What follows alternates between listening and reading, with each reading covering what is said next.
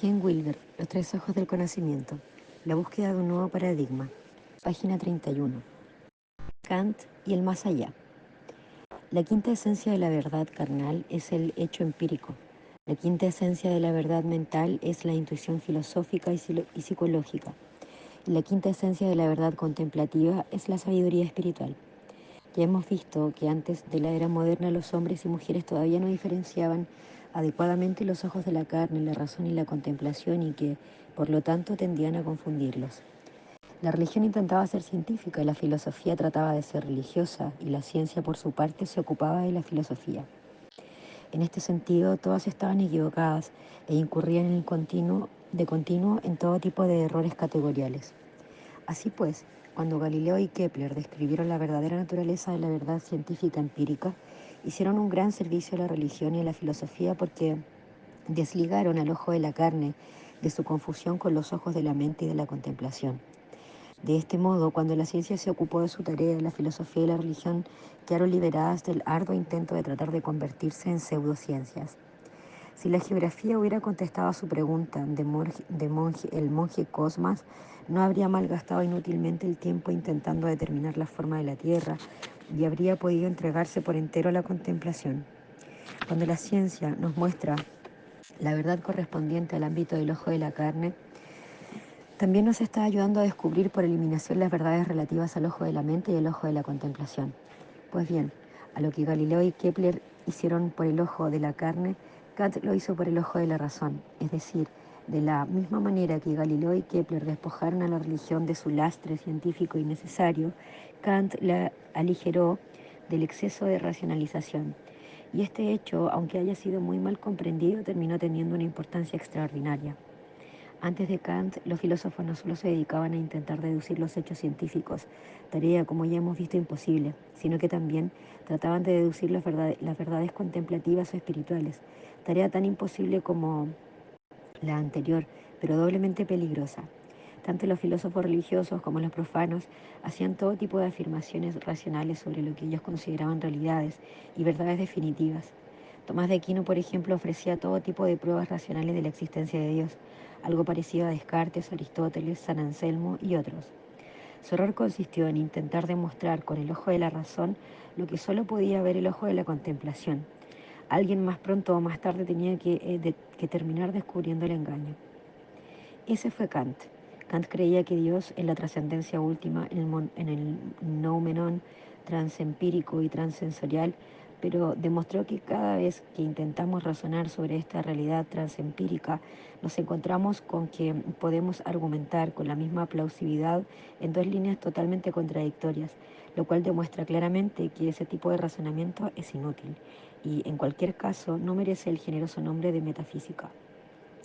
Los filósofos y los teólogos no cesaban de hacer todo tipo de afirmaciones racionales sobre Dios o Buda o el Tao y sobre la realidad última, como si estuvieran hablando directamente de la misma realidad, cuando de hecho, como demostró Kant, no decían más que tonterías.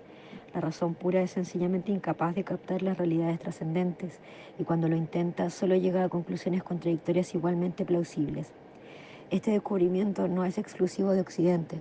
Casi 500 años antes de Kant, el sabio budista Nagarjuna, fundador del budismo Madhyamika, llegó exactamente a la misma conclusión, una conclusión que durante sucesivas generaciones resonó y amplificó en las principales escuelas de filosofía la psicología oriental. La razón no puede captar la esencia de la realidad absoluta y cuando lo intenta solo genera paradojas dualistas.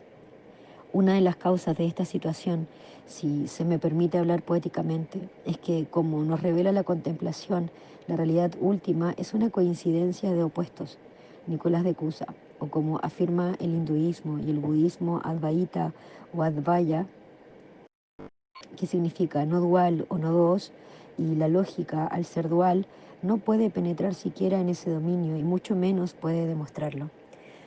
No podemos, por ejemplo, representarnos algo que sea y que no sea al mismo tiempo.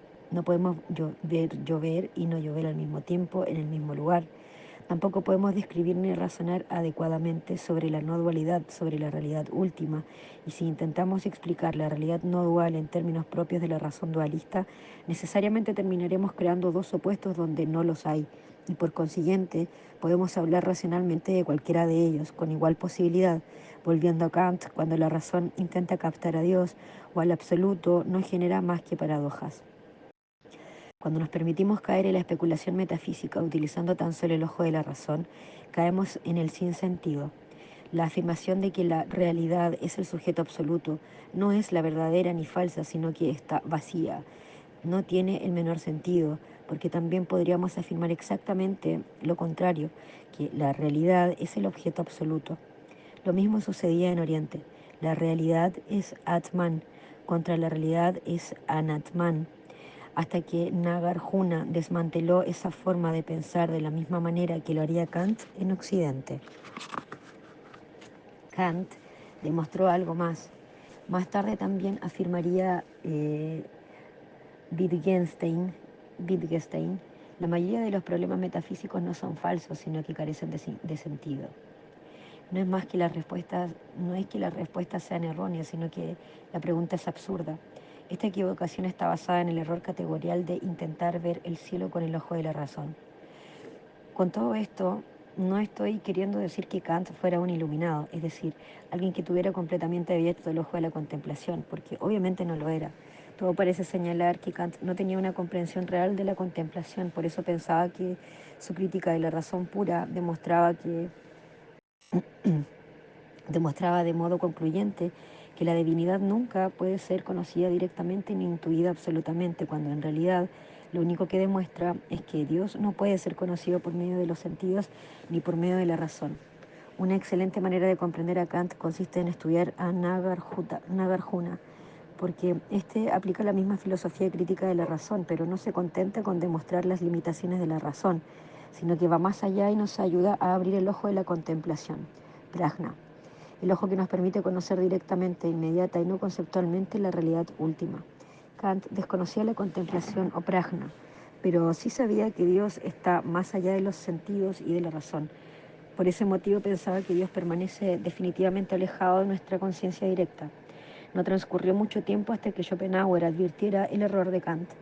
Lo único que quiero subrayar es que Kant demostró correctamente que por su misma naturaleza, el ojo de la razón no puede penetrar en el reino del espíritu, es decir, que la filosofía no puede alcanzar a Dios y que su máxima aspiración es la de postular moralmente, prácticamente, la existencia de Dios y retirarse a los dominios de lo sensorial y de lo mental.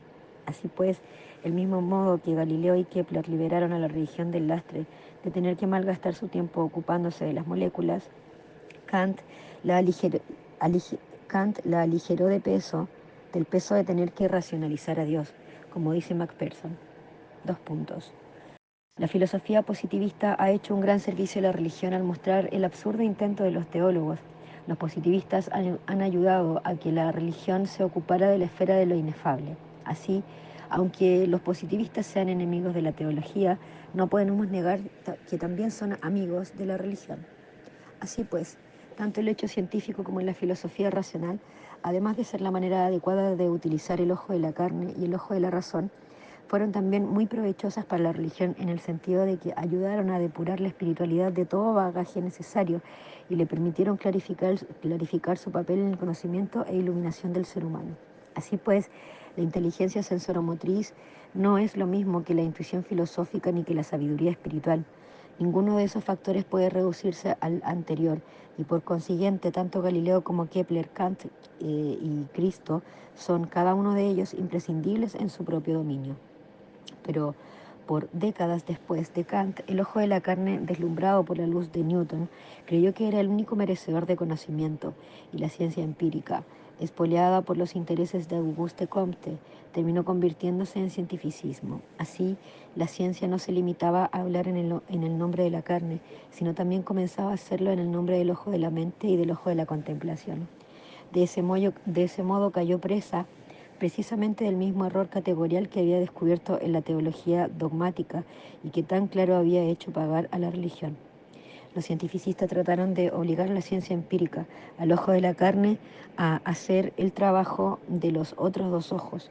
Y este fue el error categorial por el que no solo la ciencia, sino el mundo entero han terminado pagando un precio muy elevado. Ken Wilber, Los tres ojos del conocimiento, la búsqueda de un nuevo paradigma. Página 36. El nuevo cientificismo. La ciencia empírico-analítica es aquel aspecto del conocimiento característico del ojo de la carne. Aunque no todo el conocimiento sensorial es científico, recordemos por ejemplo el impacto estético. Obviamente, la ciencia empírico-analítica también utiliza el ojo de la razón y, en mi opinión, el ojo de la contemplación para la intuición creativa, por ejemplo, pero en cualquier caso, su conocimiento depende y permanece subordinado al ojo de la carne y a sus datos. Así pues, cuando este aspecto del ojo inferior cayó en manos de los cientificistas, estos reclamaron el dominio de los tres ojos. ¿Qué fue lo que sucedió entonces? Hay muchas formas de explicar la falacia del cientificismo. La ciencia había pasado de decir lo que no puede ser visto con el ojo de la carne no puede ser verificado empíricamente, a afirmar lo que no puede ser visto por el ojo de la carne no existe. Dejó de declarar que existe un método excelente de adquirir conocimiento del ámbito sensorial para asegurar que el conocimiento alcanzado mediante la mente y la contemplación es erróneo. Como dijo Smith, con la ciencia no hay problema, el problema radica en el cientificismo. Mientras que la ciencia es positiva y se contenta con describir lo que descubre, el cientificismo es negativo porque va más allá de las conclusiones reales de la ciencia, negando la validez de otros enfoques del conocimiento y rechazando la importancia de otro tipo de verdades. O más concretamente todavía, el triunfo de la ciencia moderna se subió como el ron a la cabeza de los hombres y les hizo perder la razón. De este modo, el cientificismo llegó incluso a pensar que los descubrimientos de la ciencia ponían en cuestión cosas que no pertenecen al ámbito de la ciencia y que los éxitos que logra en su dominio arrojan dudas sobre la realidad de ámbitos que sus instrumentos no alcanzan a detectar.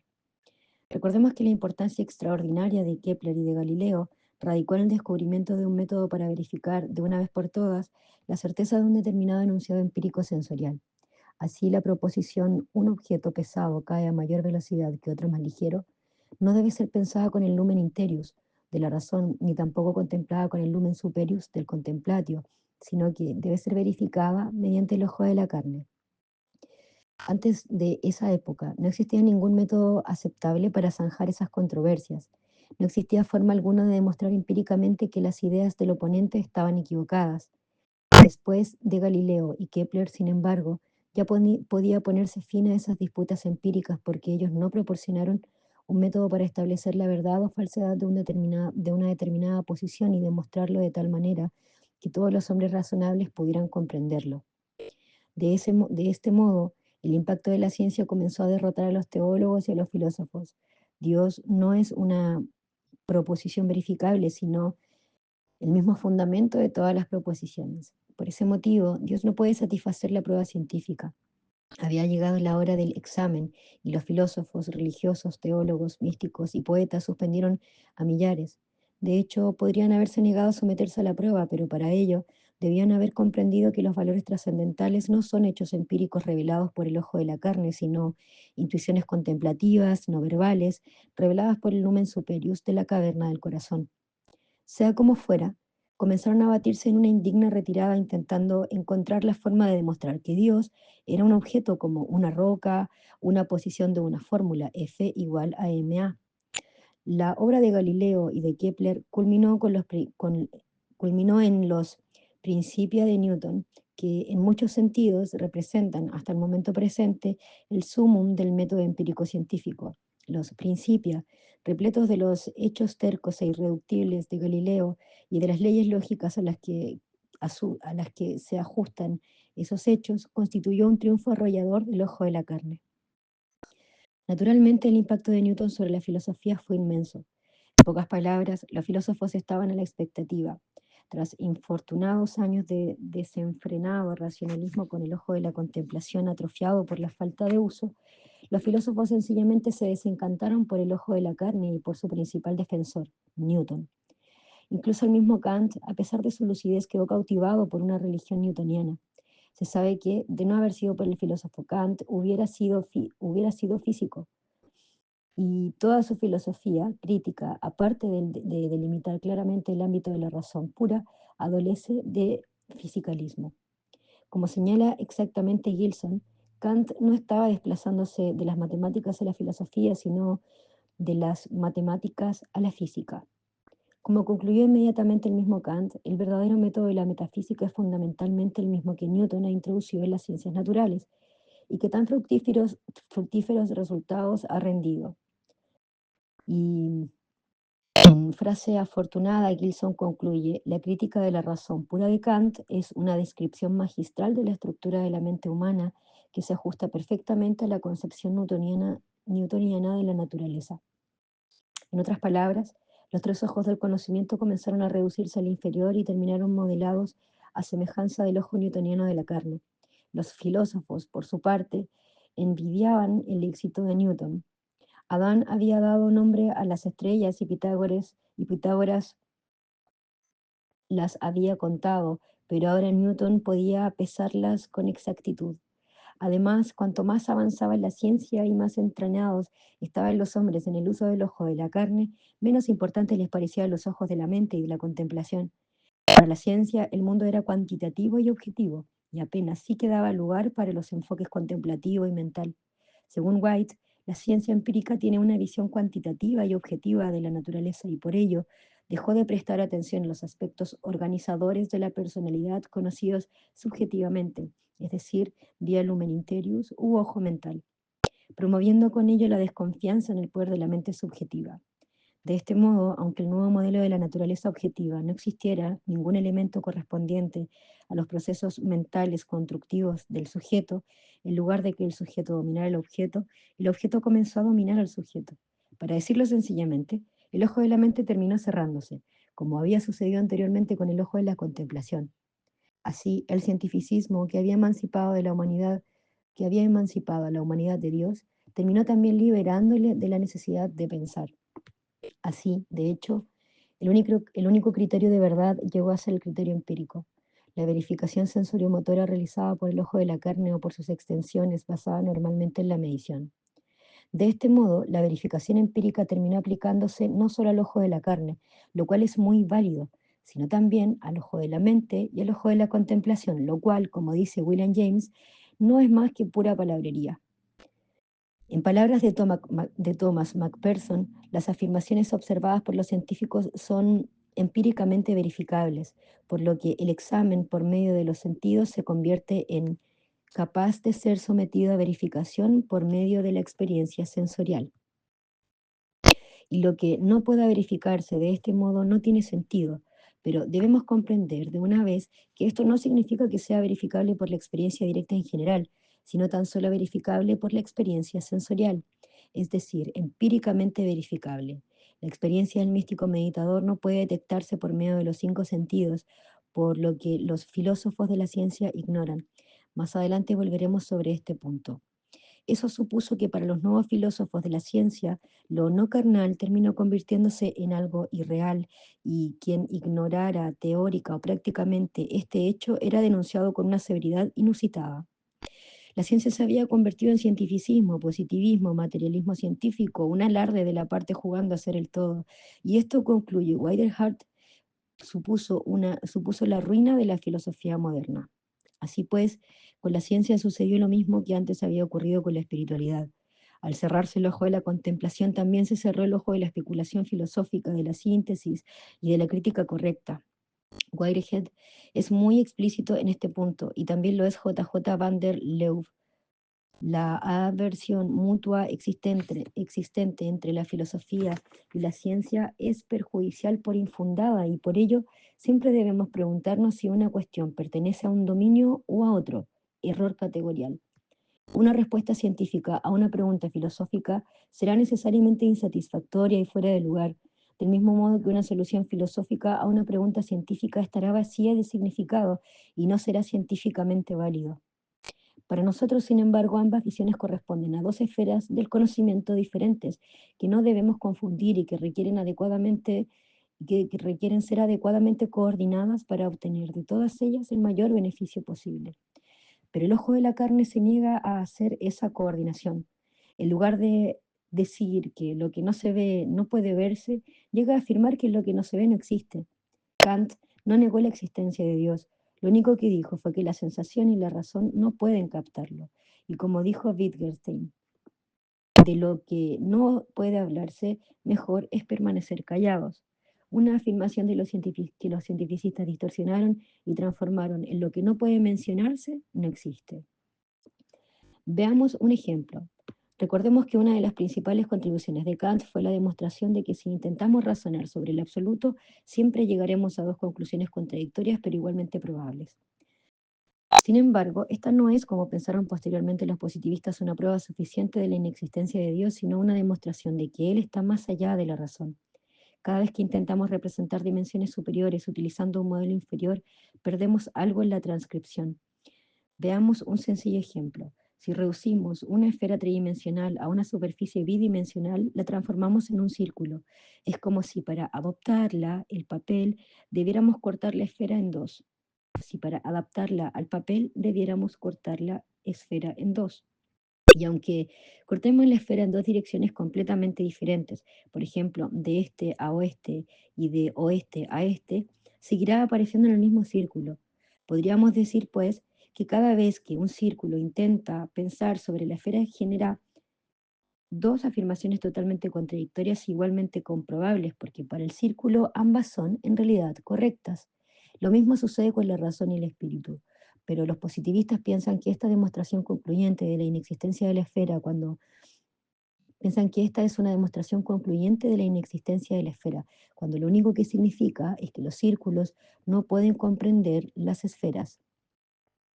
Kant creía finalmente en lo trascendente, aunque sabía que no podía ser captado por los sentidos ni por la razón pura, pero sus seguidores, Comte, Mach y en la actualidad Ayer, Fleu y Quine, entre otros, no tenían su sensatez.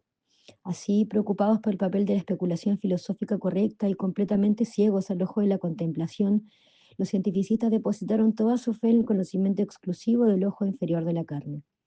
De este modo se instauró el nuevo cientificismo empírico, afirmando entonces, como todavía hace en la actualidad, que el único ojo real es el ojo de la carne y sus cantidades numéricas.